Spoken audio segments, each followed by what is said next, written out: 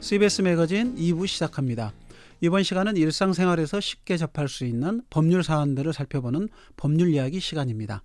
법률 이야기는 유튜브 강주 CBS 채널에서 실시간과 다시 보기로 시청 가능하니 많은 구독 바라고요. 궁금한 사항은 유튜브 댓글로 남겨주시기 바랍니다. 정준호 변호사와 이야기 나눠보겠습니다. 변호사님 반갑습니다. 반갑습니다. 정준호 변호사입니다. 네, 오늘은 이제 여름철 물놀이 중 발생할 수 있는 다양한 사건 사고에 대해 준비해 오신 걸로 합니다. 어떤 내용을 말씀해 주실 건가요? 이제 7월 달이 다 지나가긴 했는데 본격적인 폭염이 시작이 된 것 같습니다. 오늘 방송국 오면서도 굉장히 더운 날씨라는 실감을 했었는데요.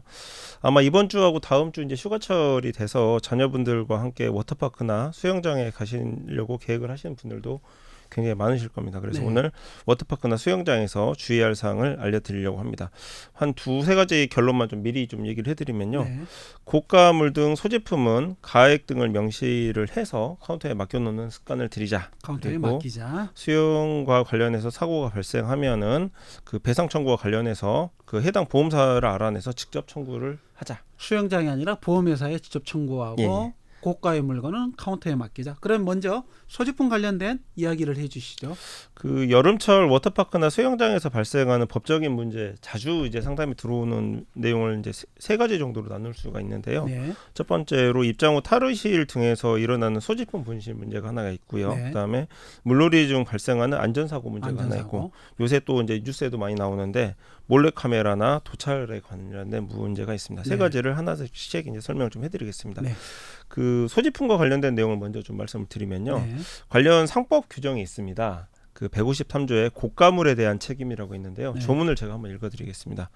화폐나 유가증권 그 밖에 고가물에 대해서는 고객이 그 종류와 가액을 명시해서 맡기지 아니하면 그 공중적객업자는 그 물건의 멸시 또는 훼손으로 인한 손해를 배상할 책임이 없다. 이렇게 좀 규정이 되어 있습니다. 말 그대로 미리 가액을 명시해서 맡겨두지 않으면 업체에서는 배상 책임이 없다. 이렇게 규정이 되어 있는 겁니다. 정확하게 금액을 명시해서 맡겨두지 않으면 어떤 보상도 받지 못한다는 그런 이야기인가요? 네, 이 부분이 이제 좀 살짝 그 법조계에서 논쟁이 되고 있는 부분이긴 한데요. 예를 들자면 탈의실 락커에 이제 고가 예물시계를 놓아뒀는데 잠금 장치가 고장이 나서 문이 열려 있는 걸 보고 누군가 그 고가품 시계를 가져갔다. 그랬을 때 잠금 장치를 제대로 관리하지 못한 책임이 수영장에는 분명히 인정이 될 건데요.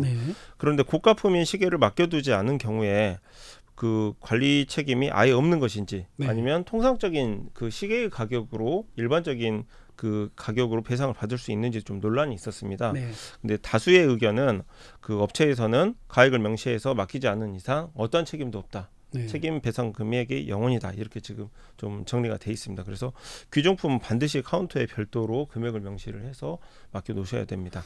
맡기는 것만 중요한 게 아니라 금액까지 명기해서 맡겨야 된다는 거죠. 실제로 그래서 이제 탈의실 락커에 보시면 안쪽에 보면은 이 상법 방금 제가 읽어드린 그 조문을 인용을 해가지고 귀중품은 맡겨놓지 않으면 어떠한 책임도 지지 않겠다라는 문구가 기재되어 있는 것은 한 번씩은 보셨을 겁니다. 그냥 써놓은 게 아니었네요. 자, 다음으로 수영장에서 안전사고가 발생했을 때 대응 방안이나 문제점에 대해서 이야기해 주시죠. 이제 안전사고가 발생할 원인을 찾아보면 어느 정도는 수영장 측의 관리 책임이 이제 인정이 되게 됩니다. 그래서 일반적인 경우는 수영장 측에서 바로 책임을 인정을 하고 자신들이 이제 가입한 보험회사에 사고 접수를 해서 이제 배상 그 치료를 이제 받게를 해주는데요.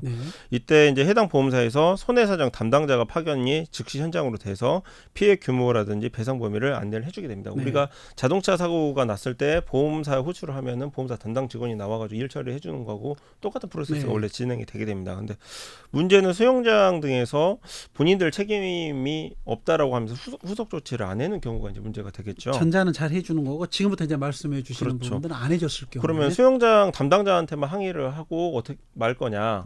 그럴 경우에 우선 병원에 먼저 가셔가지고 나름대로 응급조치를 자비로 처리를 하시고 바로 상해 진단서를 받아 놓으시는 게 좋습니다. 그러고 나서 이제 상해 진단서든 이제 근거 자료를 가지고 수영장 등의 그 영업배상 책임보험에 가입을 보통 하고 있는데 그 해당 보험사가 어디인지를 파악을 하시는 게 좋습니다. 그래서 수영장 쪽에서 배상을 안 해주는 건 상관없고 대신에 이 해당 업체에서 가입하고 있는 보험사가 뭐 현대해상인지 어디 뭐 동부화재인지 어디 업체인지만 알려달라. 그래서 그 사고 경위서를 작성을 하셔가지고 바로 해당 보험사에 보험금을 달라라고 지급 청구를 하시는 게 우선 필요합니다. 네. 보통 생명보험이 아닌 손해보험을 가진 보험사가 이에 해당하게 되는데요. 네.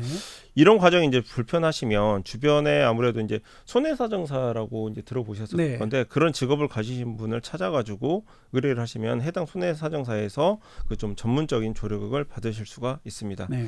그래서 그러면은 그 사고 경위서를 아까 제가 작성을 해서 보험금 지급 청구를 하라고 했는데 네. 난 이런 경위서를 작성을 해본 그 경험이 없다. 그렇죠. 어떻게 해야 되느냐? 그럴 경우에는 해당 그 보험사 홈페이지에 그 찾아 들어가시면 청구서 양식하고 필요 서류들이 안내가 되어 있기 때문에 네. 다운로드 받으셔가지고 간단하게 작성을 하셔서 일단 접수를 하시는 게 필요합니다. 네. 이렇게 이제 청구하는 거를 법률 용어로는 직접 청구권을 행사한다라고 이제 보통 이제 설명을 하는데요. 네. 보험에 가입하지 않은 피해자가 직접 보험사를 상대를 한다는 그런 의미입니다. 네.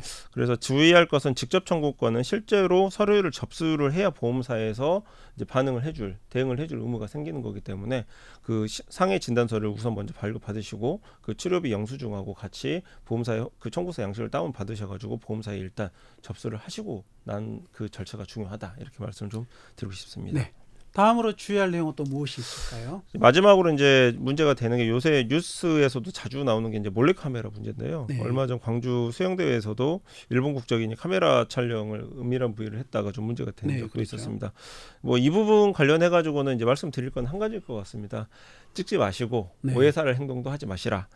카메라 등 이용 촬영죄라고 이제 보통 저희가 제명을 붙였는데요. 네. 카메라나 그 밖의 유사 기능을 갖춘 기계 장치로 수치심을 유발할 수 있는 다른 사람의 신체를 촬영하거나 이제 반포하거나 전시 상영했을 때는 5년 이하의 징역 또는 1,000만 원 이하의 벌금에 처하게 되고요. 네. 벌금형이 확정이 되면 벌금 내고 말지 이게 아니고 보안 처분까지 받게 되면서 무려 20년간 신상정보 등록 대상자가 될 수 있다는 점. 굉장히 강하게 처벌하고 있기 때문에 네. 오해사실 행동은 꼭 자제를 하시는 게 좋을 것 같습니다. 이제 여름 휴가철 우리가 물놀이장 이제 많이 갈 것 같은데 물놀이장에서 발생할 수 있는 사고에 관한 세 가지 이야기를 했던 것 같습니다. 그래서 다시 정리하면 첫 번째 고가품은 가액을 명시해서 카운터에 꼭 맡겨 놓읍시다. 카운터에 꼭 맡겨야 된다. 가액을 명기해야 된다는 거죠. 예, 이거는 뭐 1,000만 원 상당의 시계입니다. 네. 라고 이렇게 해서 명시를 해서 맡겨 놓자. 두 번째는 이제 수영장에서 안전사고가 발생했을 때는 이건 보험사에 청구한다. 예, 수영장에서 응급조치나 대응에 좀 소홀했을 때는 우선 자비로 처리를 하시고 그 해당 보험사 사이트에서 청구서 양식을 다운받으셔서 직접 청구권 행사를 하자. 네. 다음 뭐 주의할 사항은 굳이 다시 언급하지 않아도 될 것 같고요. 청취자분들도 다시 한번 그 물놀이장 이용에 주의사항을 잘 숙지해서 방문하시기 바랍니다. 네, 오늘 변호사님 오늘 말씀 잘 들었습니다. 예, 감사합니다. 지금까지 정준호 변호사와 이야기했습니다.